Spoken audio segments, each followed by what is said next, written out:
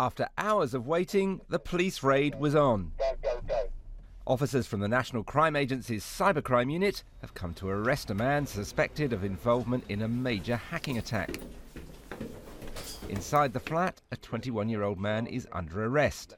As officers have entered the premises, they have found a laptop that is open and it's believed that he's actually committing computer misuse offences as we've entered the property, so he's been arrested.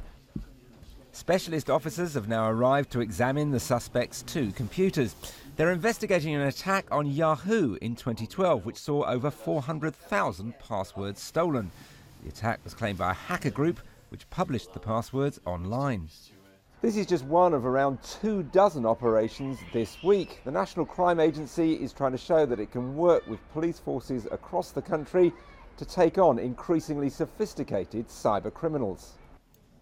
Among the 56 people arrested in these raids were a 23-year-old man suspected of hacking into the US Department of Defense, a 25-year-old man arrested on suspicion of deploying malicious software against banks, and 25 suspects arrested in the London and Essex areas on suspicion of cyber-enabled fraud, theft and money laundering.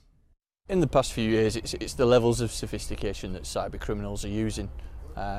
Levels of anonymisation and encryption that they use in a way of trying to evade capture and defeat law enforcement. We're constantly trying to keep up with that and try and get ahead of the criminals. I think the police are playing catch up. I think the crooks realise that this is an easy win for them. It's relatively low risk, it's anonymised crime, and they can really get high reward, high value data very easily and not get caught for it.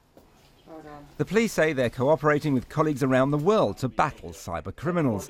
They're determined to make the UK as hard a target as possible for this kind of crime. Rory Catherine Jones, BBC News.